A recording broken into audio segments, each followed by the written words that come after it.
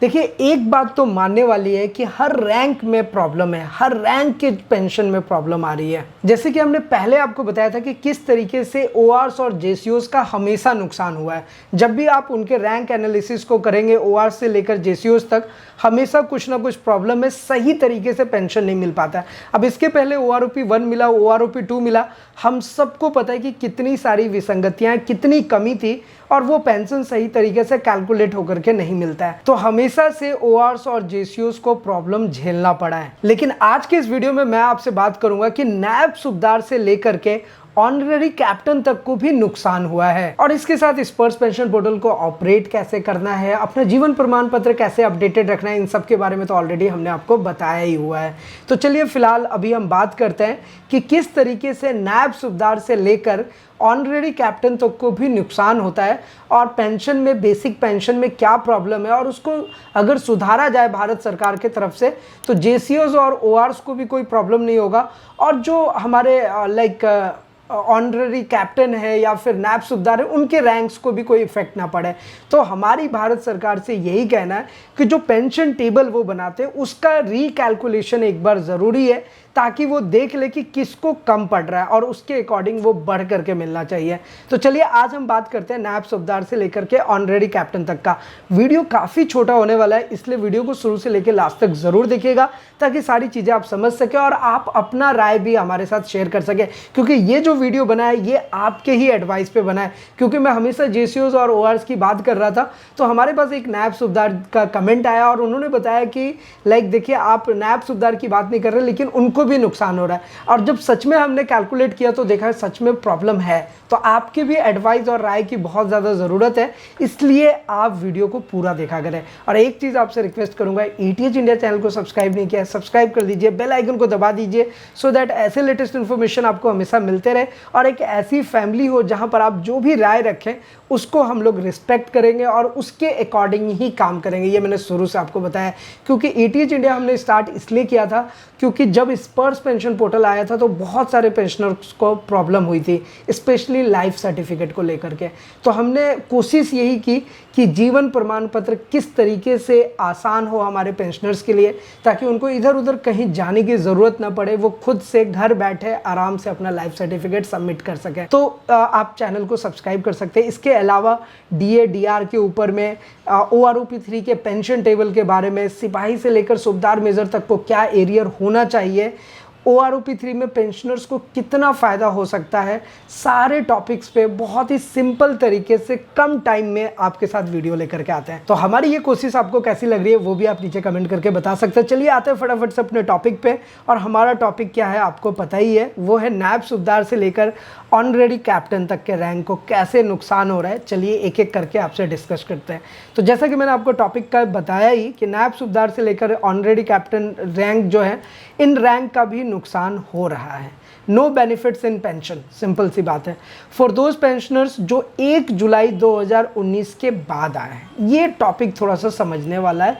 1 जुलाई 2019 से जो बाद आए हैं, जो पहले आए हैं उनका ठीक ठाक चल रहा है, हमने कैलकुलेट भी करा है, लेकिन 1 जुलाई 2019 के बाद जो रिटायर्ड हुए हैं उनमें प्रॉब्लम है। एक एग्जाम्पल आपको दिखाता हूँ, और ये रियल एग्जाम्पल है, हमने बहुत इसके बारे में रीचेक किया, समझा, तब जाकर के आपसे शेयर कर रहा है कि एक पेंशनर है 2022 में रिटायर्ड हुए। ठीक है, मैंने क्या बोला, फॉर दोज पेंशनर्स जो 1 जुलाई 2019 के बाद आए हैं उनको रैंक में नुकसान है। पेंशन, बेसिक पेंशन का जो कैलकुलेशन है उसमें गड़बड़ी है। तो 2019 के बाद जो हुआ वो हुआ 2022। तो 2022 में एक पेंशनर रिटायर्ड हुए जिनका एसीपी नायब सूबेदार है रैंक। ठीक है, एसीपी नायब सूबेदार रैंक है, इनका बेसिक पेंशन, इनका जो फिक्स्ड किया गया है वो है 24,400 रुपये।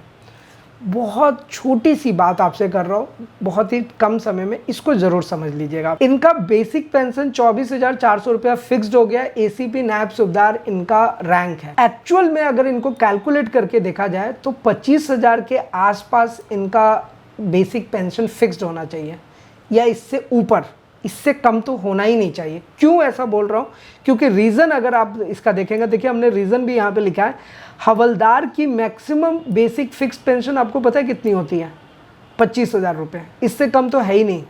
किसी भी हवलदार रैंक की। मैक्सिमम फिक्स पेंशन की बात करो यहाँ पे, मिनिमम की नहीं, तो फिर यहाँ पे कंफ्यूजन नहीं रखना है। तो दैट इज द रीजन कि एसीपी नायब सूबेदार आ रहे हैं तो उनका 24,400 तो कभी हो ही नहीं सकता, उससे बढ़ करके यानी 25,000 या 25,000 से ऊपर होना चाहिए। ये चीज़ सोचने वाली और समझने वाली बात है। भारत सरकार को भी इसके ऊपर एक्शन लेना चाहिए और इसे सही करना चाहिए। मैं बार बार कहता हूँ कि जो भी विसंगतियाँ हैं वो सही हो जाए तो फिर ना जेसीओ को प्रॉब्लम होगी, ना ओआरएस को प्रॉब्लम होगा, ना नायब सूबेदार ऑनरेडी कैप्टन, किसी को कोई प्रॉब्लम नहीं होगा। तो देखिए ये जो विसंगति है ना, इसको दूर होना ज़रूरी है। ये जो प्रॉब्लम है पेंशन को लेकर के, स्पेशली सारे रैंक्स में है।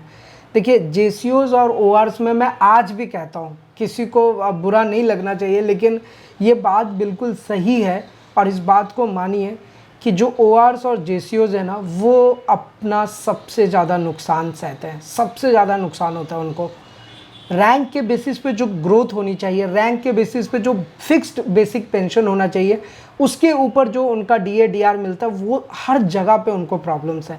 हाँ, मैं इस बात से भी इनकार नहीं कर रहा हूँ, आपने कमेंट किया, आपने बताया, तो हमने नायब सूबेदार पे भी बताया कि नहीं यहाँ पे भी प्रॉब्लम हो रही है। जाहिर सी बात है कि एसीपी नायब सूबेदार हैं, बेसिक पेंशन 24,000 ही फिक्स कर दिया है, तो गलत है। जबकि हवलदार रैंक का मैक्सिमम फिक्स पेंशन पे जाइएगा तो 25,000 से कम नहीं है, आप किसी का भी चेक कर लीजिए। और अगर आपको कम मिल रहा है तो इट मीन्स कि वहाँ पे प्रॉब्लम है। तो इसीलिए मैं टाइम टू टाइम हमेशा ऐसी अपडेट्स लाते रहता हूँ ताकि आप इसको मैच कर सकें। अब देखिए, अब ये एरर्स आ कहाँ से रही है, देखिए इसको भी जानना ज़रूरी है। बेसिकली क्या हुआ है ना कि जो पेंशनर 7 सीपीसी पेंशन में रिटायर्ड हुए हैं या 1 जुलाई 2019 के बाद रिटायर्ड हुए हैं, ये चीज़ आप समझ लीजिए। 7 सीपीसी के अंतर्गत या 1 जुलाई 2019 के बाद जितने भी पेंशनर रिटायर्ड हुए हैं, उन सब का समाधान करना पड़ेगा, क्योंकि उन सब में प्रॉब्लम है। जितने भी रैंक्स हो, मैं किसी एक पर्टिकुलर रैंक की बात नहीं कर रहा हूँ। देखिए मैंने नीचे में साफ साफ मेंशन कर दिया, भारत सरकार को पेंशन ठीक करनी होगी ताकि सभी रैंक को सही से मिल सके। तो इसका रोल जो है ये भारत सरकार के ऊपर है।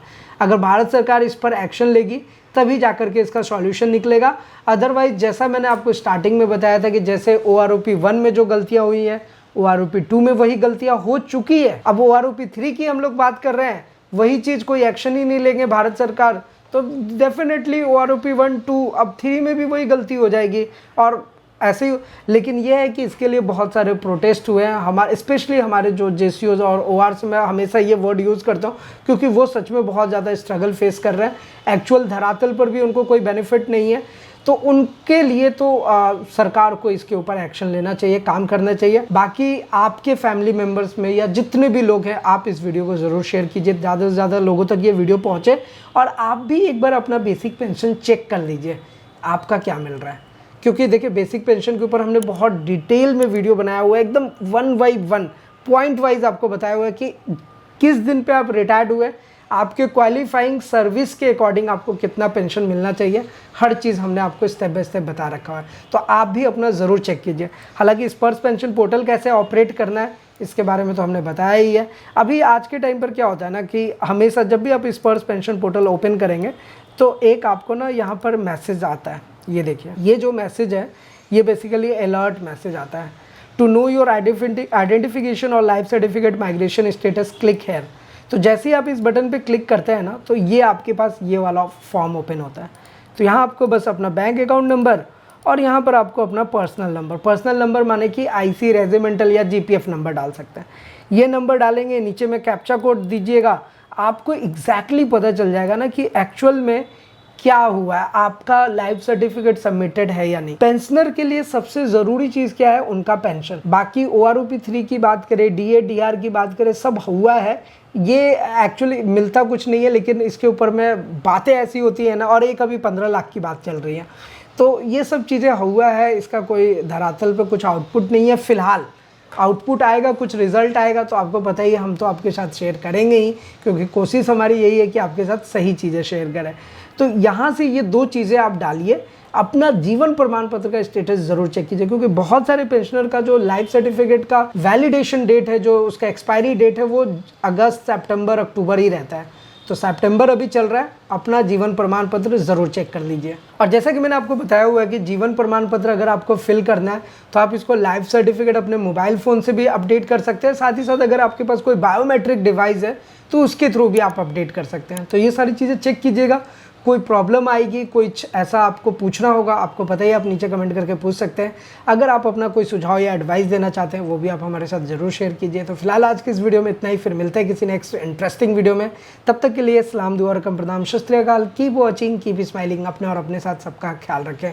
जय हिंद, वंदे मातरम।